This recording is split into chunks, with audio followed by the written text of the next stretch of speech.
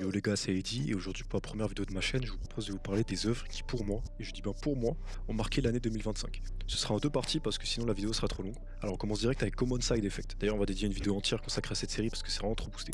En gros on va suivre Marshall Cousseau dans sa quête contre Big Pharma et honnêtement en 10 épisodes on explore quand même pas mal de thèmes. Mais tu sens que c'est juste une grande introduction pour quelque chose de plus grand. Ça parle champignons guérisseurs, sectes en tout genre, fermiers avec des fusils qui respirent l'Amérique profonde si vous voyez ce que je veux dire. Il y a déjà une saison 2 de prévue donc on verra bien ce que ça donnera par la suite. Mais je vais pas vous mentir, ça commence déjà très bien. Alors ensuite on a Superman réalisé par James Gunn. Dans ce film là les frères, il avait une lourde tâche, c'était celle de remettre l'univers de DC Comics sur des bons rails. Et franchement je trouve qu'il l'a plutôt bien réussi. On a un Superman plus humain que la version incarnée par Henry Cavill, moi j'ai bien aimé. Et puis même en dehors de l'univers d'ici, je trouve que le film il est plutôt solide en tant que simple film. Donc pour moi le pari il est clairement réussi, on va suivre de très près la suite. Love, Death and Robots. C'est dingue parce que à chaque saison je me dis qu'ils vont flop, que c'est bon, il y a forcément un épisode qui va pas fonctionner et pourtant ils arrivent à chaque fois à nous choquer. Pour rappel, ça fait depuis 2019 que la série existe, produite par David Fincher.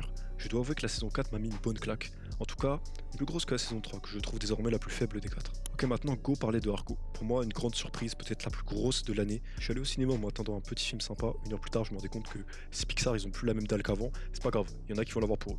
Je vais faire une vidéo plus poussée dessus aussi, il mérite honnêtement. On va passer à un autre film. Chainsaw Man, le film, l'arc de Récé. Est-ce que j'ai vraiment besoin d'argumenter sur pourquoi ça moque Demon Slayer? Non? Ouais, d'accord.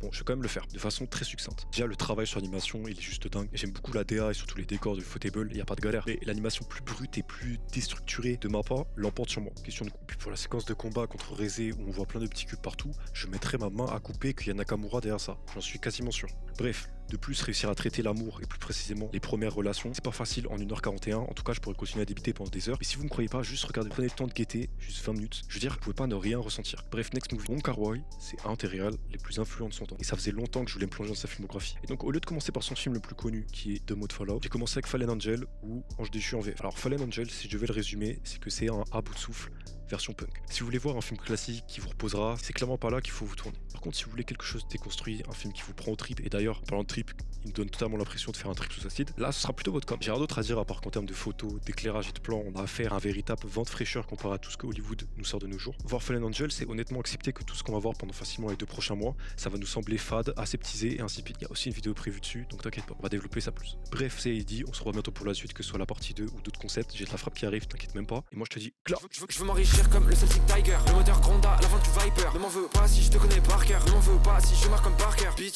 ne m'en veux pas si je te connais mal. Tous les jours je prie pour vesquer le mal. Ils ont pris ce qu'on avait, je me rappelle, on baisait toute la nuit, y'avait le fogo jusqu'à ce qu'on ait mal.